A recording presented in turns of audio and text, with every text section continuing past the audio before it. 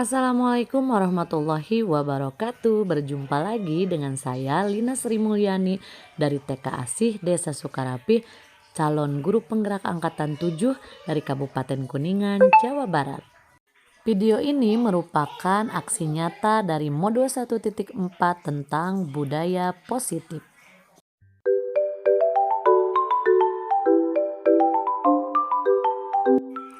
Nah, sahabat guru hebat semua, saya telah merancang tindakan untuk aksi nyata. Di antaranya adalah kegiatan ini dilatar belakangi murid yang tidak suka dengan peraturan. Karena selama ini jika mereka melanggar, maka ada sanksi dan konsekuensi ataupun hukuman yang harus dilakukan oleh mereka yang membuat mereka takut. Hal demikian cenderung membuat mereka akan merasa malu. Adapun tujuan dari aksi nyata ini, 1. Menciptakan murid yang merdeka dan disiplin diri yang tertanam dalam dirinya yang kuat. 2. Menumbuhkan budaya positif di sekolah dengan meyakini nilai-nilai kebajikan universal. Tolak ukurnya terbentuknya keyakinan kelas melalui kegiatan kesepakatan kelas yang dilakukan oleh wali kelas dan siswa. Yang kedua, siswa mampu menerapkan dan menjalankan keyakinan kelas yang telah dibuat dan telah disepakati bersama. Lini masa tindakan atau langkah-langkah tindakan yang akan dilakukan. Yang pertama, saya menghadap kepada kepala sekolah, menyampaikan pentingnya penerapan budaya positif dan keyakinan kelas di sekolah kami. Yang kedua, mengumpulkan dan mengajak rekan guru untuk melakukan diseminasi pemahaman budaya positif. Selanjutnya, saya melakukan koordinasi dan berkolaborasi dengan wali kelas untuk membuat keyakinan kelas di kelasnya masing-masing. Yang terakhir adalah memantau, merefleksi, dan mengevaluasi keyakinan kelas yang telah dibuat bersama. Adapun dukungan yang saya butuhkan adalah dukungan dari kepala sekolah, teman sejawat, serta murid agar rencana yang telah disusun dapat ditindaklanjuti dengan baik, lancar, dan menyeluruh. Sarana dan prasarana untuk melakukan penumbuhan budaya positif di sekolah dan adanya kerjasama yang solid antara guru dan orang tua murid dalam memberikan kebiasaan budaya positif di rumah dan di sekolah. Sahabat guru hebat semua, mari kita saksikan bersama kegiatan yang sudah saya lakukan, yaitu membuat keyakinan kelas dengan anak didik saya dan melakukan kegiatan diseminasi pengimbasan pemahaman budaya positif bersama rekan-rekan guru sejawat. Mari kita saksikan. Nah, anak-anak, hari ini kita sebelum belajar kita akan membuat keyakinan kelas. Apa? Keyakinan kelas. Nah, keyakinan kelas itu adalah kegiatan-kegiatan yang harus anak-anak lakukan setiap hari di sekolah. Mengerti? Mengerti. Nah,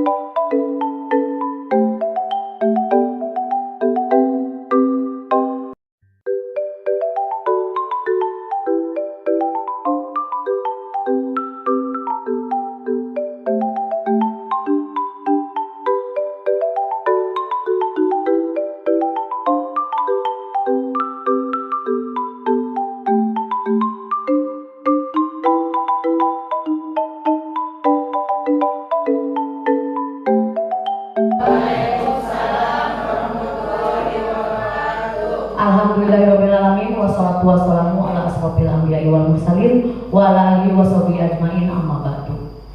Pertama, marilah kita panjatkan puji dan syukur kepada Allah Subhanahu wa taala karena pada kesempatan ini kita bisa berkumpul bersama dalam rangka pengimbasan budaya positif modul 1.1. Alhamdulillah kita ada di suasana yang berbahagia ya ibu-ibu semua. Mudah-mudahan juga kita selalu dirahmati oleh Allah. Amin, amin ya rabbal alamin. Salawat serta salam semoga senantiasa tercurah limpahkan kepada junjungan kita semua Nabi Muhammad Sallallahu Alaihi Wasallam, kepada para keluarganya, dan insya Allah kepada kita selaku umatnya. Nah, di kesempatan kali ini saya akan mengucapkan selamat datang kepada ibu-ibu semua di pengimbasan budaya positif modul 1.4. Ini merupakan rangkaian dari modul-modul yang telah saya pelajari di calon guru penggerak angkatan ke-7.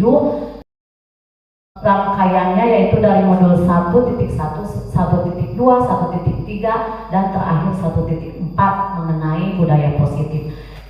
Nah, kenapa saya katakan salam bahagia? Karena slogan dari guru penggerak adalah guru dan anak dan kita di dunia pendidikan itu harus bahagia, termasuk orang tua murid juga harus bahagia dalam mendidik anak. Ingin terbebani, tidak boleh terbebani, jadi harus bahagia, wajib hukumnya ya Bu. Nah, di sini di dalam pengimbasan modul 1.4 ini saya akan menyampaikan atau membawa misi, yaitu penyebaran pemahaman dan pengalaman penerapan budaya positif, baik yang sudah saya pelajari maupun yang sudah saya lakukan di sekolah saya bersama rekan-rekan dan anak-anak didik. Lanjut. Nah, di dalam budaya positif ada konsep utama, yaitu ada konsep utama pembelajaran budaya positif. Ada berapa Bu? Nah, ada berapa? Iya, konsep utama pembelajaran budaya positif ada 7. Yang pertama yaitu perubahan paradigma belajar. Yang kedua, disiplin positif. Yang ketiga, motivasi perilaku manusia.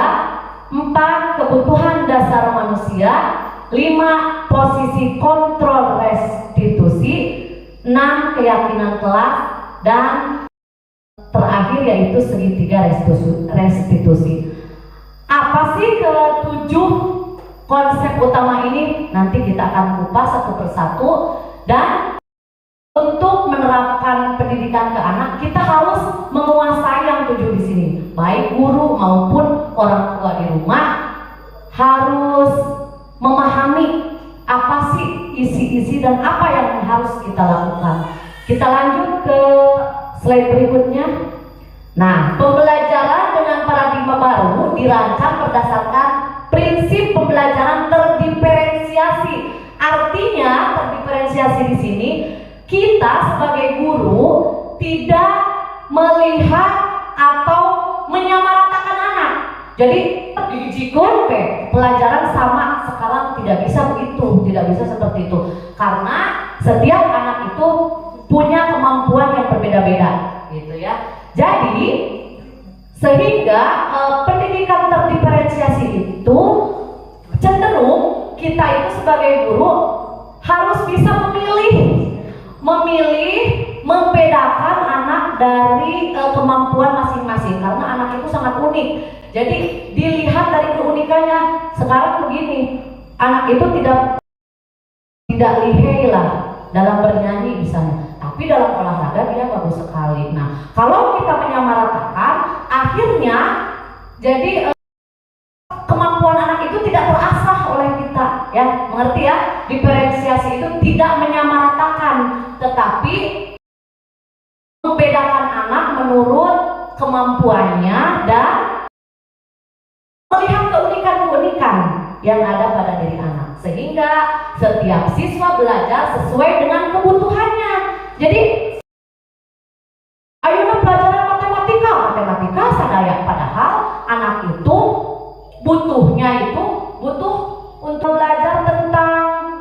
menulis misalkan, atau dan lainnya harus bisa memilah-milah, bisa membedakan apa kekurangan atau kelebihan dari anak tersebut.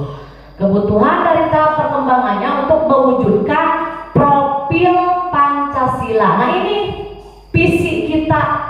Visi kita ini di dalam Merdeka Belajar atau di dalam Merdeka Mengajar itu, guru itu harus bisa mewujudkan profil pelajar Pancasila. Apa saja Ibu profil pelajar Pancasila itu? Satu, kelihatan tidak? Iya. Apa? Iya, beriman terus. Iya, yang kedua kebinekaan global. Yang ketiga gotong royong. Empat, lima bernalar kritis. Lima. Nah, yang isi yang 6 profil pelajar Pancasila ini harus dimiliki oleh anak. Tiasa orang ngajarkan ke murang kali atau ke anak, bisa tidak kita? Nah, melalui ini, melalui pembelajaran, melalui pengenalan budaya positif. Lanjut Bu Ara. Nah, ayeuna apa sih disiplin positif itu? Coba. Siapa yang tahu disiplin positif? Disiplin apa disiplin? Ibu ada yang tahu disiplin? Naon dari disiplin sih? Iya, mengikuti aturan. Terus apalagi taat kepada aturan. Apalagi Bu Pina, apa Bu Pina? Disiplin positif itu melakukan kegiatan sesuai dengan peraturan yang diterapkan. Iya, garis besarnya adalah melakukan perbuatan sesuai dengan aturan. Ada aturan di sini. Nah, disiplin positif. Disiplin dalam budaya kita adalah melakukan sesuatu untuk mendapatkan kepatuhan, seperti tadi yang dikatakan Bu Pina ya. Diusahakan dengan disiplin itu anak tidak merasakan ketidaknyamanan. Jadi ku disiplin eta tapi murang kali teh merasa itu nyaman. Tidak boleh seperti itu ya. Menanamkan disiplin tapi dengan cara-cara yang halus, cara-cara yang baik supaya anak merasa nyaman. Kalau anak sudah merasa nyaman, kalau anak sudah merasa tidak tertekan, nanti lambat laun disiplin positif itu akan tertanam di dalam dirinya. Selanjutnya, kita sebagai pendidik itu tujuannya adalah menciptakan anak-anak yang memiliki disiplin diri sehingga bisa mengacu pada nilai-nilai kebajikan universal dan memiliki motivasi intrinsik bukan ekstrinsik. Apa sih motivasi intrinsik? Ada yang tahu?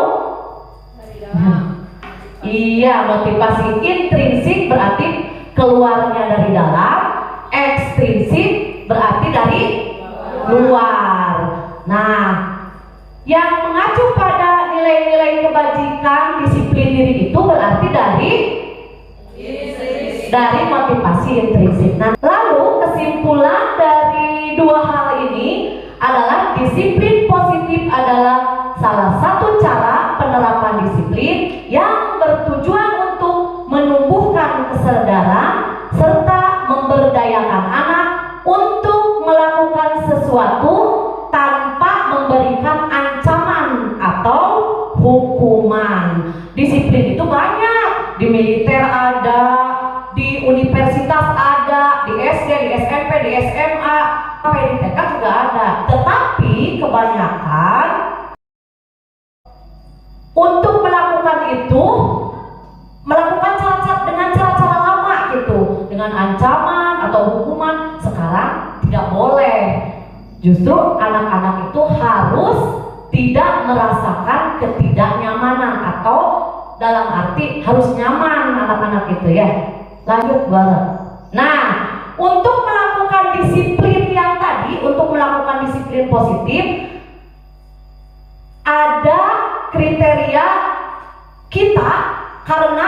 kita itu memiliki apa? Memiliki kebutuhan dasar. Sebagai manusia kita memiliki 5 kebutuhan dasar. Yang pertama apa, Bu? Kebutuhan untuk bertahan hidup. Iya, kebutuhan untuk bertahan hidup atau survival. Naon bae kebutuhan kita untuk bertahan hidup? 1, makan. 2, minum. 3, Tempat tinggal. iya, tempat tinggal. Nah, itu yang berhubungan dengan kebutuhan kebutuhan bertahan hidup. Yang kedua, ibu-ibu butuh apa? Kasih sayang. Oh, Pak Tarikna, cinta dan kasih sayang. Nah, cinta dan kasih sayang sudah tentu anak-anak kita itu dari mulai kecil sampai kita juga dewasa membutuhkan ini, cinta dan kasih sayang. Tanpa adanya cinta dan kasih sayang, segala yang kita lakukan akan menjadi apa? Beban, ya, akan menjadi masalah, akan menjadi beban. Begitu juga dengan anak-anak kita. Misalnya ya, anak-anak teh lundat lendot gitu teh. Nah, itu anak dari kebutuhan dasar manusia itu, kebutuhan dasar anak yaitu pengen disayang, pengen diperhatikan. Waduh, luncak ka dia, kadang-kadang ibu guru nangis capek, eta budak gini gitu-gitu teuing. Padahal itu anak itu sedang mencari perhatian karena butuh cinta dan kasih sayang. Hoyong disayang, hoyong dicinta, hoyong mendapatkan cinta dari ibu guru atau dari mamahnya di rumah gitu ya. Jadi kesatu kebutuhan bertahan hidup, kedua cinta dan kasih sayang, ketiga apa, Bu? Nah, kebebasan. Jadi urang ge hidup hoyong atuh bebas gitunya, kebebasan. Jadi dalam artian di sini kebebasan bukan arti kebebasan global yang bagaimana gitu ya, tapi kita sebagai diri sendiri, diri pribadi kita membutuhkan kebebasan. Yang keempat, kesenangan. Tentu saja shopping, jalan-jalan, botram itu termasuk kepada salah satu kesenangan. Begitu juga dengan anak, karena sekarang temanya adalah kita menceritakan anak-anak kita. Jadi anak juga ingin senang, nggak mau sama ibu gurunya dipaksa-paksa suruh ini suruh itu. Bu guru, aku pengen menggambar kucing, pokoknya nulis, pokoknya ayo nama bagi anak kurang-kurangnya. Nggak boleh seperti itu ya, karena anak-anak juga butuh senang, nggak mau tertekan, nggak mau terbebani atau yang lainnya, happy bersama teman-teman dan lain-lain. Nah, yang kelima adalah kekuasaan. Tidak mungkin sebagai manusia tidak mungkin kita jijik hayangnya, tidak punya kemauan. Jadi ada unsur kekuasaan. Jadi kekuasaan di sini misalnya contoh kecil aja nih kepada anak-anak. Kalau misalkan lagi di kelas nih, wah sekarang di kamar ayah pun udah punya aku atau merasa diri paling hebat aja gitulah kekuasaan. Itu wajar-wajar saja karena itu termasuk ke dalam kebutuhan dasar yang dimiliki manusia, ya. Mengerti, Bu? Ya. Nah, dari kebutuhan dasar ini ada bertahan hidup, cinta dan kasih sayang, kebebasan, kesenangan, kekuasaan.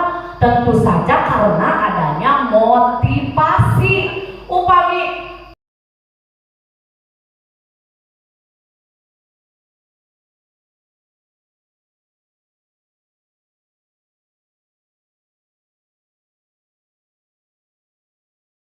motivasi perilaku manusia karena tadi adanya kebutuhan dasar, jadi adanya juga kebutuhan dasar itu muncul karena adanya motivasi. Motivasi merupakan dorongan yang timbul pada diri seseorang secara sadar atau tidak sadar untuk melakukan suatu tindakan dengan tujuan tertentu. Adapun tujuan dari motivasi itu ada 3. Yang pertama, untuk menghindari ketidaknyamanan atau hukuman. Misalnya kepada anak itu ngerjakeun tugasnya tereh, ngerjakeun tugasnya dengan cepat, masuk ke sekolah tepat waktu. Tapi saya takut dihukum oleh guru. Jadi saya masuk sekolahnya harus pagi, harus jam 7. Kalau tidak jam 7 saya nanti dihukum bu guru. Nah, kalau dihukum berarti saya harus bangun pagi-pagi, harus berangkat ke sekolah, dan jam 7 saya harus sudah di sekolah. Nah, motivasi itu bagus tidak kalau motivasi pengen disiplin tapi karena takut? Iya, kurang bagus ya, kurang tepat. Yang kedua adalah untuk mendapatkan hadiah. Misalnya menulisnya rapi karena akan dikasih bintang sama bu guru, karena akan dikasih jajanan sama bu guru, atau karena akan diberi hadiah apapun dari bu guru. Jadi saya harus benar-benar, saya harus pintar, saya harus bisa menulis dengan rapi, saya harus bisa membaca misalnya. Nah, anak-anak itu melakukan sesuatu atau tindakan karena ingin imbalan atau ingin dihargai, yang dipuji lah, pujian gitu ya, yang dipuji. Kita juga begitu kan ya. Nah, bagus tidak yang ini? Kurang bagus juga, karena ini melakukannya berarti tidak dari hati, tidak di dalam diri, karena ini takut hukuman dan ini apa ya, ingin imbalan lah, itu ingin hadiah.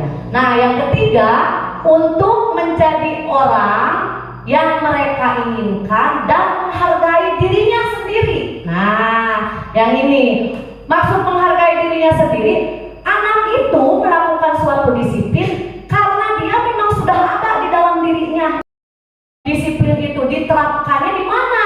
Di rumah, juga di sekolah yang baik. Dengan kebiasaan-kebiasaan yang baik, antara kolaborasi antara guru dengan orang tua, maka akan terciptalah suatu motivasi, di mana motivasi tersebut akan tumbuh dari dirinya sendiri dengan nilai-nilai yang mereka percaya. Jadi kuningali mamahna gitu ya, kuningali bapakna, aakna dirompok, disiplin, melakukan kegiatan-kegiatan yang baik, ditambah lagi di sekolah sama bapak ibu guru, sama apalagi kita sama ibu-ibu guru di sini di TK, semakin anak itu semakin terbiasa dengan perbuatan-perbuatan yang baik, kegiatan-kegiatan yang baik, maka akan tertanam di dalam dirinya. Maka lepaslah keinginan motivasi yang dua ini. Kalau sudah ada di dalam dirinya, mereka anak-anak tidak akan lagi takut sama ibu guru karena dihukum atau tidak mengharapkan imbalan. Jadi upami anu ieu mah dua atau ari dihukum mah disiplin bisa dilanggar lagi ya. Terus yang ini, kalau sewaktu-waktu kita tidak memberi hadiah kepada anak, tidak menjamin anak itu terus melakukan hal-hal yang positif, karena mereka nungguan naon dia, nungguan imbalan, nungguan hadiah. Sekarang mah mamanya juga nggak ngasih jajannya lebih, ya udah sekarang mah nggak mau belajar. Ibu gurunya sekarang mah nggak ngasih bintang ke aku nggak mau belajar lagi. Nah, bisa seperti itu. Kalau sudah dalam diri, insya Allah anak-anak akan tertanam dalam dirinya dan akan terbawa sampai dewasa. Lanjut. Nah, konsep disiplin dengan identitas gagal. Tadi kan yang dua itu kan melakukan disiplin karena takut dihukum. Yang kedua melakukan disiplin karena ingin penghargaan. Nah, kalau hukuman yang timbul dalam diri anak tidak nyaman. Jadi si budak teh pada disiplin ya gitunya, tapi itu nyaman. Jadi ada perasaan gimana ya kalau kita saja orang dewasa nih, kalau misalkan kita ingin disiplin tapi kita terpaksa nih karena takut sesuatu atau ada hukuman atau apa, kan kita tidak nyaman ya. Nah, yang pertama yaitu tidak nyaman. Yang kedua sudah jelas, karena hukuman itu image-nya juga udah jelek. Lamun anak-anak ya misalkan dihukum, oh udah sehat ya. Jadi hukuman itu bagi anak-anak apa ya, sesuatu yang menakutkan gitu ya. Jadi ada timbul rasa takut. Yang ke selanjutnya menyakitkan, nyeri hati, nyeri hati, dah sieun teh dihukumnya. Terus terpaksa, memaksa. Jadi, ayeuna kudu TPA, neng, sok TPA, kumaha mau dipamesan ke naon. Nah, itu hukuman ya. Nah, jadi anak-anak terpaksa melakukan itu bukan karena dirinya, jadi terpaksa. Murid menjadi rendah diri, jadi tidak ada rasa kebanggaan lah di dalam diri anak itu. Nah, penghargaan juga begitu, tidak efektif seperti yang tadi saya katakan bahwa kalau motivasi melakukan sesuatu karena ingin dihargai atau ingin mendapatkan penghargaan itu tidak efektif. Nanti suatu-waktu kalau tidak ada yang memberi lagi penghargaan, maka akan kembali lagi semula ya, jadi tidak efektif, sangat tidak efektif sekali. Merusak hubungan, aduh naon yuk, merusak hubungan, merusak hubungan atau merusak pertemanan. Nah, merusak hubungan ini bisa saya contohkan begini, misalnya kita di sekolah itu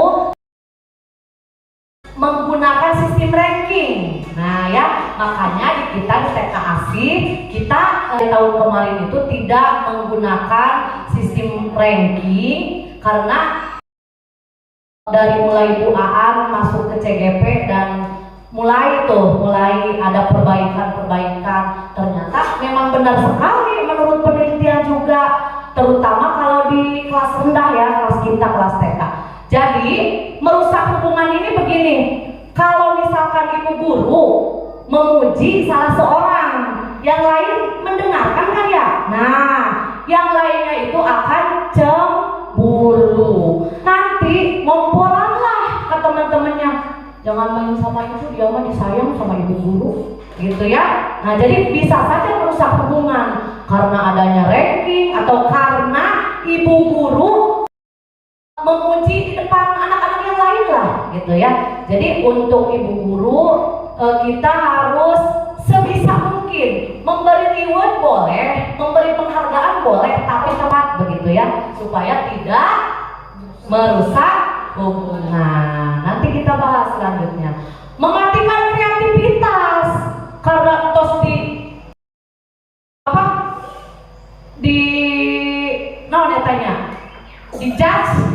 dijudge jadi kio si kio mah bisa matematikana nya budak teh ngeluh moal tiasa matematika gitu jadi dia mah matematika teh kumaha nya kieu bae atuh ieu mah dikieun. Nah itu bisa mematikan kreativitas, jadi down ya.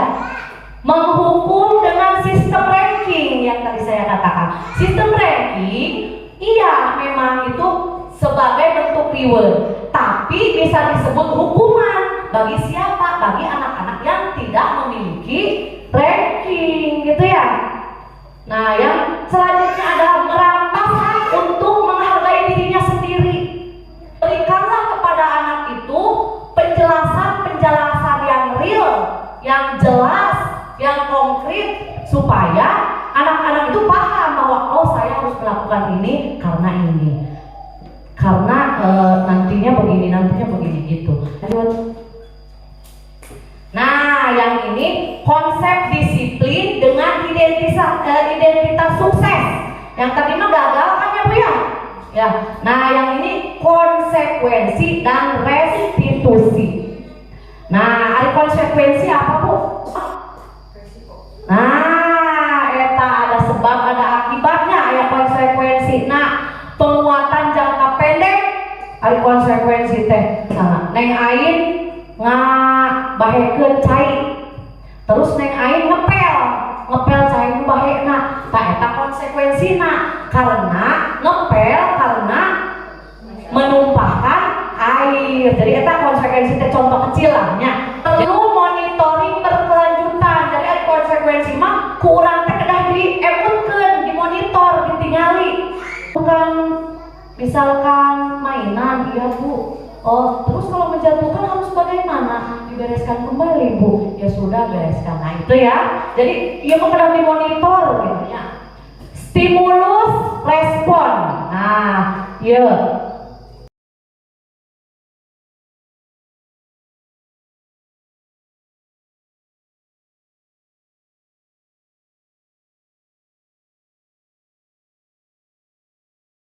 Muka opa, murid menghormati peraturan. Kan ayah di kelas kan ya, misalkan membuang sampah tidak ke tempatnya. Terus anak itu harus memungut kembali dan membuang ke tempat sampah. Jadi penghargaan lah, menghargai karena peraturan yang sudah dibuat. Kehilangan waktu untuk merenungkan kesalahan. Tadi teh salah naon lah gitu, datos tadi sampah saya buang sembarangan, tapi saya sudah membuangnya kembali. Jadi udah aja ya, kurang. Nah, ini restitusi. Nanti saya bahas satu-satu. Tapi ini mah secara itu dulu ya. Konsep disiplin dengan identitas sukses. Karena siswa akan bertanggung jawab atas perilakunya. Nah, ari melalui restitusi mah anak-anak teh jadi lebih bertanggung jawab dari dirinya. Apa sih restitusi itu? Nanti kita bahas di bawah ya Bu ya. Fokus atas pemecahan masalah jangka panjang. Jadi walaupun anak itu telah melakukan kesalahan, tetapi dengan tindakan restitusi yang diberikan kepada anak, jadi masalah yang dihasilkan itu jangka panjang, lebih panjang, dan keluarnya tina diri sendiri ya. Murid menghormati dirinya dengan orang lain, sudah jelas ini mah. Teori kontrol, jadi memegang kendali mana anak itu memegang kendali. Murid bersemangat memperbaiki kesalahan. Ya udah, saya salah, jadi saya harus memperbaiki kesalahan yang telah saya buat. Nanti saya ada contoh videonya Rifki dan Ain dulu ya. Nanti lanjut. Nah, yang ini konsep disiplin pendekatan restitusi. Sebuah cara menanamkan disiplin positif pada murid. Ada restitusi teh. Naon restitusi teh? Sebuah cara menanamkan disiplin positif pada murid. Nah, restitusi merupakan proses kolaborasi yang mengajak siswa untuk mencari solusi dari masalah yang dihadapinya. Siswa diajak berpikir tentang orang seperti apa yang mereka inginkan dan bagaimana mereka harus melakukannya. Itu menurut Gosen ya. Ciri-ciri restitusi itu apa sih? Ciri-cirinya bukan untuk menebus kesalahan. Jadi sanes kangge nebus kesalahan namanya. Namun bagaimana memaknai kesalahan sebagai suatu pelajaran. Yang kedua, restitusi adalah tawaran, bukan paksaan. Jadi kita itu ngobrol sareng urang kali tentang kesalahan yang dia buat. Sanes tunjuk bari nyalekan, kamu ini salah, maaf Bu, enggak, pokoknya kamu salah. Nah, itu berarti bukan restitusi. Kalau restitusi mah diajak diskusi, diajak ngobrol dan lain-lain. Nanti saya contohkan. Restitusi mencari kebutuhan dasar yang mendasari tindakan. Restitusi fokus pada karakter, bukan tindakan. Restitusi fokus pada solusi yang akan dicapai ya Bu ya. Restitusi mengembalikan siswa yang berbuat salah kepada kelompoknya gitu ya. Lanjut. Nah, apa sih perbedaan hukuman, konsekuensi dan restitusi? Coba Ibu perhatikan di sini, hukuman, konsekuensi dan restitusi. Hukuman, guru menghukum siswa dan tidak mendengarkan alasan apapun seperti tadi yang saya katakan. Kamu kenapa menjatuhkan gelas? Maaf Bu, saya tidak sengaja. Pokoknya kamu menjatuhkan gelas, lari di lapangan. Ari menjatuhkan gelas sareng lari di lapangan aya hubunganna teu? Tah, anu namina hukuman adalah perbuatan yang dilakukan setelah kesalahan tetapi tidak berhubungan dengan kesalahan yang dibuat anak. Eta namina sini rompoknya pernah tuh? Pernah, sering ya. Jadi hukuman sudah jelas lah pokoknya, tindakan yang dilakukan tidak sesuai dengan kesalahan anak. Kalau yang konsekuensi, guru memberi konsekuensi tindakan sesuai dengan kesalahannya, seperti tadi gelas pecah, jatuh airnya dibersihkan kembali, mejanya dirapikan kembali, itu namanya konsekuensi. Rada lehengan ya, yang ini mah rada lehengan. Ari nu mah misalnya hormat di bendera, tidak ada hubungannya dengan kesalahan anak. Anak itu tidak mengikuti upacara misalnya, atau anak itu tidak mengikuti olahraga, terus hukumannya apa? Besok bawa telur 1 kilo. Nah, itu hukuman. Karena telur dengan olahraga itu tidak ada hubungannya, ya. Hukumannya tidak ada hubungannya dengan kesalahan. Nah, ini udah dibahas. Guru tegas dan siswa menghormati peraturan. Tegas karena sudah menjatuhkan air, jadi harus dibersihkan. Nah, hukuman, konsekuensi, mendingan yang mana? Konsekuensi. Tetapi bukan solusi. Konsekuensi juga, karena tetap ada rasa menghargai dirinya kurang kepada anak itu. Nah, di sini ada solusi selanjutnya, yaitu restitusi. Dengan melakukan restitusi, guru menanyakan keyakinan kelas dirinya dan membantu siswa dalam menyelesaikan masalahnya. Kalau restitusi panjang lebar, dramatis lah, dicariosan. Adek, kenapa tadi buang sampah sembarangan? Kita dengarkan alasan anak itu membuang sampah karena apa. Bu, karena tadi saya misalkan buru-buru dan lain-lain. Oh begitu, tapi tahu tidak itu perbuatan yang tidak baik. Tahu Bu, terus kalau perbuatan tidak baik harus bagaimana? Nah, biasa tuh mama-mama di rompok itu. Nah, sekarang mah harus bisa, karena memori anak ini akan tumbuh berkembang. Jadi lamun mama pokoknya pijen mama pijen. Oh, kita sampai dewasa, sampai menjadi ibu atau bapak kembali nanti begitu. Dah urang ibu mama gitu baheula. Jadi hapuslah ya paradigma seperti itu di sekolah maupun di rumah, hapus. Urang diajar sesarengan abdi ge sami sok emosi, malah wong abdi mah geus ampun. Tapi sekarang kita belajar bersama. Di sini saya tidak mau menggurui, bukan untuk pinter-pinter nyebutnya sanes menggurui, tapi ini kita sharing ya, berbagi pengalaman gitu. Guru terbuka dan siswa menghormati dirinya dan orang lain. Akhirnya anak itu terbuka.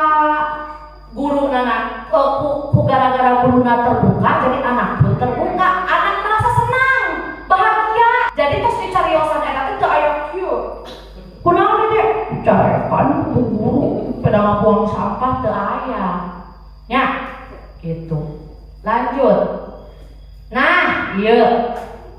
Posisi kontrol yang harus dimiliki oleh guru. Ini ada berapa? Ada 5. Yang pertama penghukum. Yang kedua yang ketiga 4 5. Nah, saya akan kupas satu-satu. Nanti contohnya nanti. Sekarang satu-satu dulu. Penghukum itu seorang penghukum bisa menggunakan hukuman fisik atau verbal. Sebenarnya sudah ya, bolak-balik dari gitu ya yang tadi. Pembuat orang merasa bersalah. Biasanya guru akan bersuara lebih lembut. Iya ya, hari mau membuat orang merasa bersalah teh begini nih contohnya. Dedek geuning teh nulis. Cicingnya iya. Dedek geuning teh nulis, engke guguruna nangis ya. Nangis guguruna teh. Nah, itu membuat gara-gara saya guru nangis begitu ya, membuat rasa bersalah. Teman, guru pada posisi ini tidak akan menyakiti murid, namun akan tetapi berupaya mengontrol murid melalui persuasi. Jadi jika teman nah,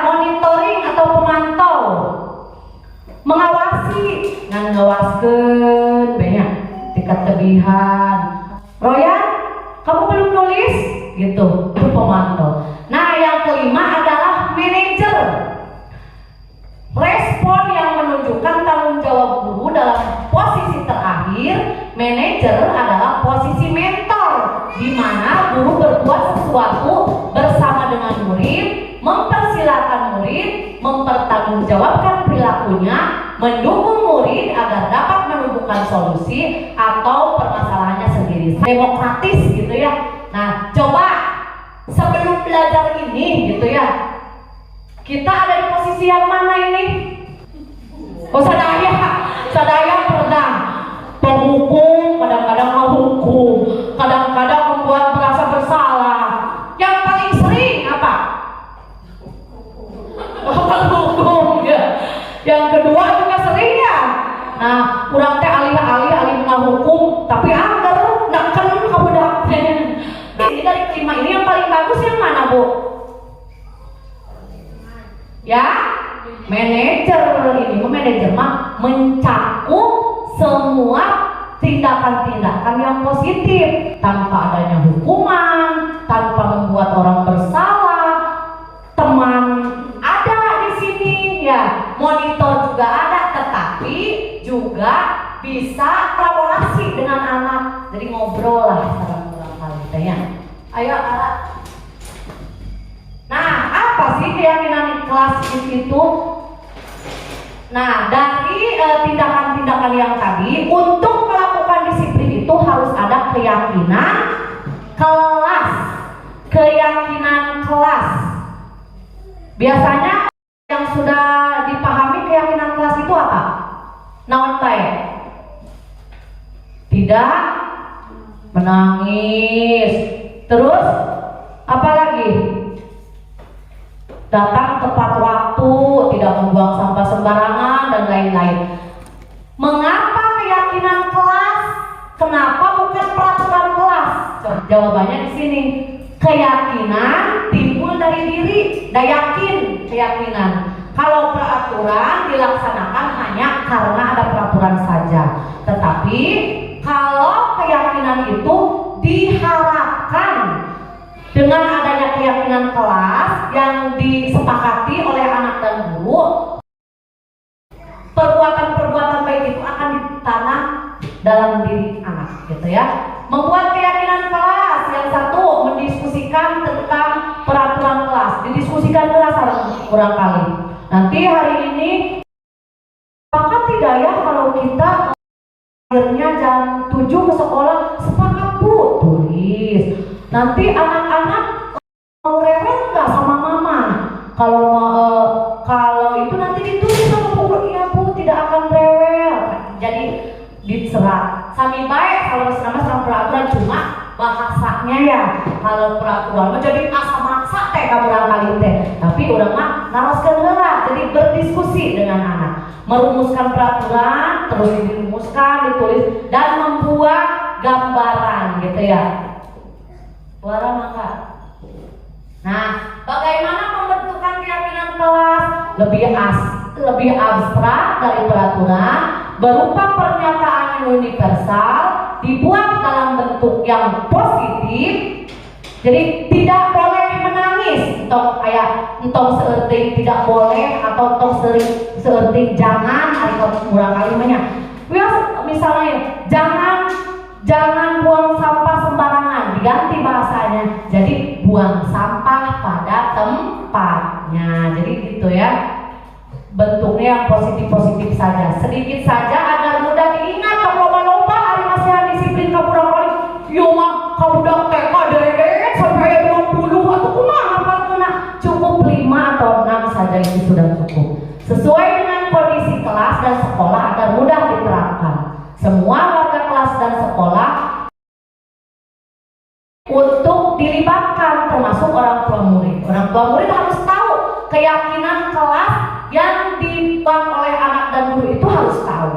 Jangan sampai ada miskomunikasi. Seperti itu. Jadi warga sekolah yang ada semua harus berkesinambungan, harus kerjasama. Nah, ini bentuk kegiatan pembuatan kelas yang sudah saya lakukan bersama mendiskusikan, merumuskan, dan membuat keyakinan kelas yang sudah disepakati. Misalnya berdoa sebelum belajar, menyimpan buku dan alat tulis pada tempatnya, tidak berteriak, tidak ngobrol di kelas, menolong teman, dilarang berlarian, membuang sampah pada tempatnya, jangan berisik. Nah, misalnya ya, bisa lagi diatur saja itu sesuai dengan kesepakatan yang telah disepakati bersama dengan anak-anak. Nah, kita tadi cerita restitusi. Apa sih restitusi itu? Restitusi ini digambarkan, kalau digambarkan itu menjadi bentuk segitiga. Nah, di bentuk segitiga ini, segitiga restitusi ini ada yang namanya validasi tindakan yang salah, menanyakan keyakinan, dan menstabilkan identitas. Nah, yang ini dulu ya. Validasi tindakan yang salah. Kasusnya adalah anak itu merobek kertas teman sampai temannya menangis. Kita panggil anak itu dan kita validasikan tindakan yang salahnya. Kamu dipanggil ke sini karena apa? Karena kesalahan. Salahnya apa? Tadi merobek kertas teman. Oh, itu karena apa? Bu guru tahu kamu salah. Pada perbuatan itu salah tidak? Salah Bu guru, iya Bu guru tahu. Bu guru juga pernah melakukan kesalahan. Tetapi kamu tentu punya alasannya. Kenapa sih kamu merobek kertas teman? Anak itu pasti lamun ditaruh gitu Bu guru atau orang tuanya dirobok pasti nggak jawab. Karena ini Bu, karena itu mah, gitu ya. Kita dengarkan. Nah nanti, oh iya, oh begitu, tapi itu tindakan yang salah ya. Nah, dia menstabilkan identitas orang dengan jelaskan bahwa itu benar. Yang salah ya harus dijelaskan. Kamu perbuatan itu salah. Bu guru juga, kita juga pernah melakukan kesalahan seperti itu. Setiap orang juga pasti pernah melakukan kesalahan. Kamu bukan satu-satunya orang yang salah. Kurang baik berarti ini pernah salah teh. Bu guru ge pernah salah, mama ge pernah salah gitu. Nah nanti menanyakan keyakinan kelas, perjanjian kecil dengan anak yang sudah disepakati. Nah, kamu ingat tidak? Kalau di kelas itu harus apa? Harus menyayangi teman. Nah, perbuatan yang probek itu menyayangi teman tidak? Bukan. Tuh kan tadinya ya langsung kena gitu ya.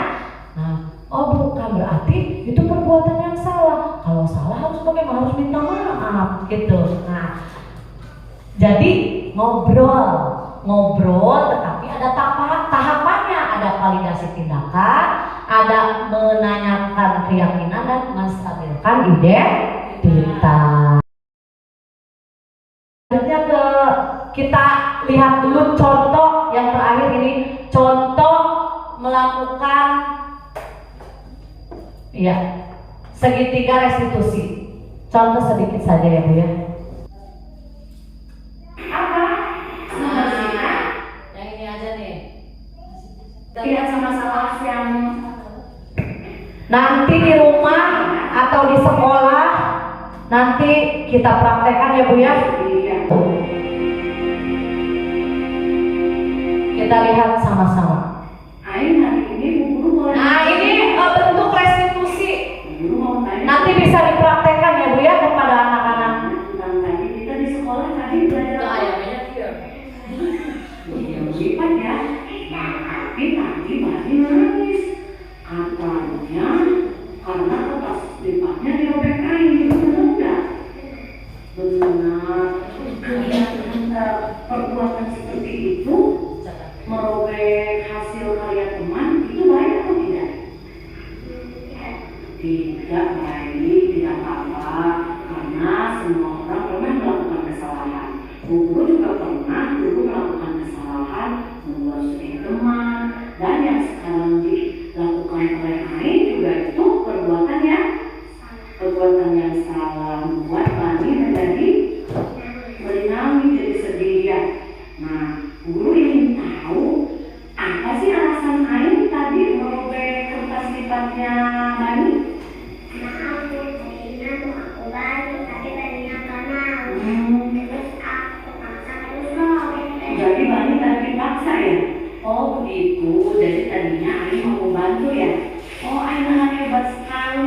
memang dengan teman kita harus berbuat baik, kita harus saling menolong. Tetapi karena Ayu melakukan dengan memaksa, jadinya itu sangat merugikan bagi Mania. Jadi pas kulit Bani jadi sobek karena dipaksa. Kalau dengan memaksa itu juga tidak baik. Nah, Mania mau tanya lagi, Ayu boleh? Ayu masih ingat keyakinan kelas yang ada di kelas? Masih oke, coba.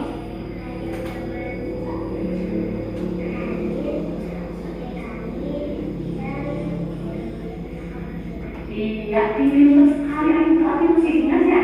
Nah, dulu mau tanya lagi, yang tadi Ayu lakukan kira-kira itu menyenangkan tidak bagi teman? Tidak ya. Nah, coba apa sih contohnya saling menyayangi itu?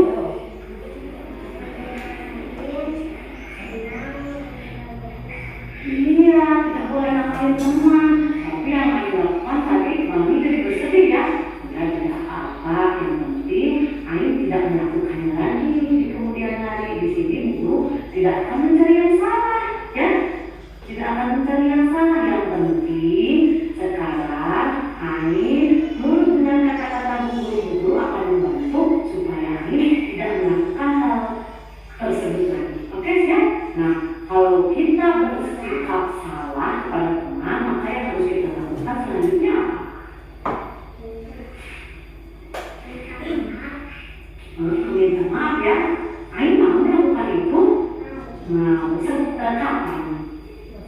Iya, hebat sekali. Sekarang ya, kita nanti sama guru kita minta maaf ke Bani. Nah, setelah Ayu tahu bahwa perbuatan Ayu itu tidak benar, Ayu mau jadi anak baik lagi? Mulai kapan Ayu mau mulai jadi anak baiknya? Iya, dari atas dulu dong kamu. Pinter. Terima kasih Ayu. Terima kasih karena Ayu sudah bersikap jujur dan mau merubah Ayu menjadi anak yang hebat. Iya, itu ya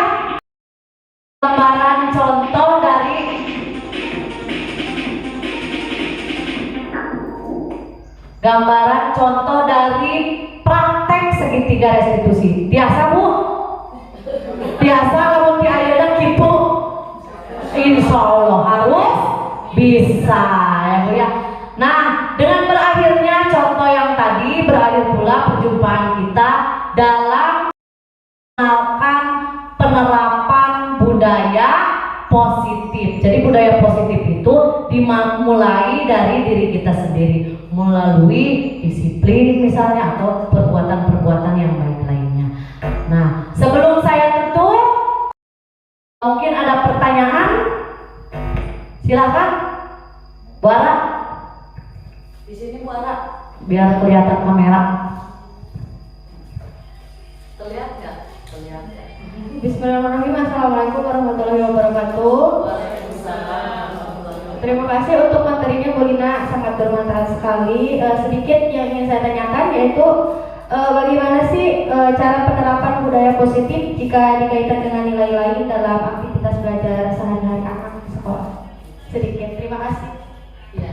Terima kasih Bu Ara. Baik. Tadi ditanyakan oleh Bu Ara adalah penerapan budaya positif apa yang berkaitan dengan nilai-nilai yang aktivitas belajar di sekolah. Tentu sekali budaya positif ini sangat banyak sekali yang kita bisa lakukan di sekolah. Di antaranya adalah menerapkan kegiatan-kegiatan atau perilaku dulu dari perilaku positif yang berkembang di budaya kita. Misalkan 5S, apa Bu 5S? Menerapkan 5S, senyum, salam, sapa, sopan dan santun ya. Menerapkan 5S. Nah, bagaimana cara penerapannya? Yaitu dilakukan dulu oleh kita sebagai guru, oleh kita sebagai orang tua, karena guru atau orang tua itu sebagai model yang paling baik untuk anak. Jadi dibiasakan pagi-pagi kan kita sekolah kita ya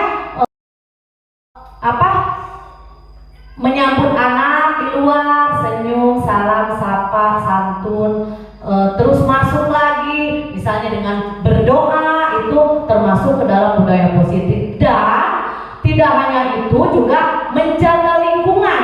Menjaga lingkungan juga itu termasuk budaya positif, ya. Nah, bagaimana caranya? Sama. Jadi memberikan penerapan atau kebiasaan menjadi sebuah pembiasaan.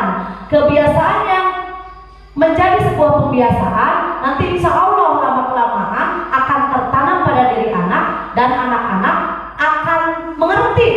Tidak perlu lagi tadi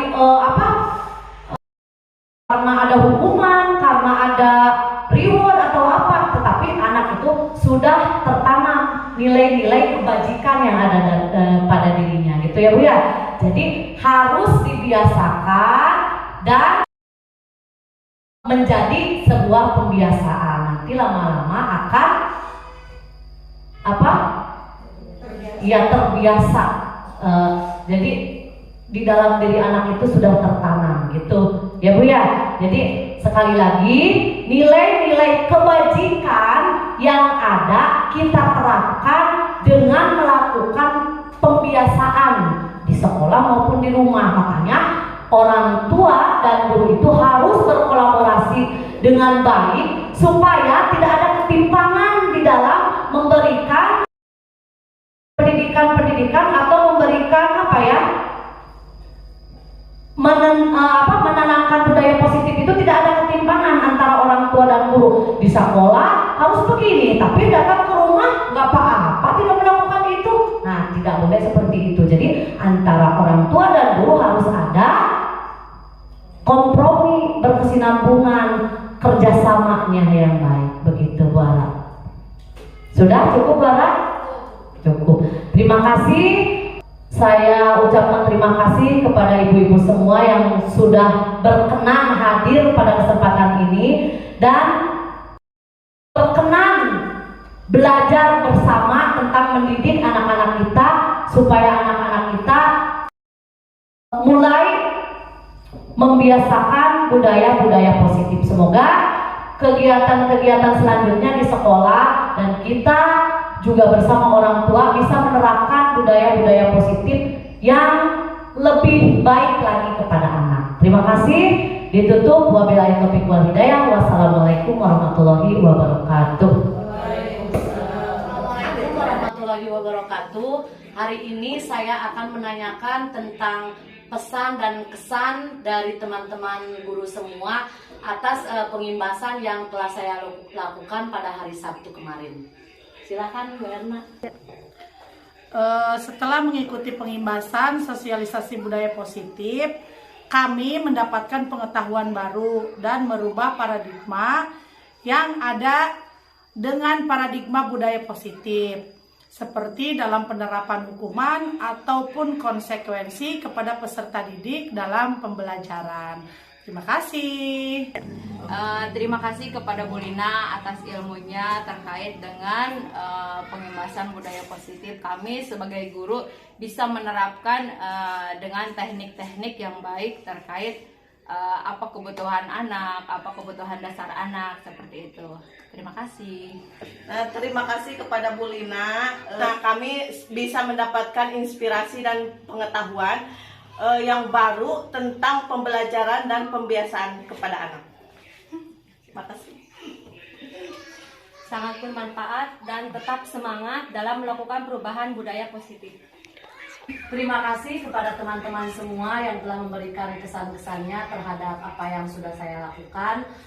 Tetap semangat dan sangat memotivasi saya untuk terus melakukan perubahan-perubahan positif.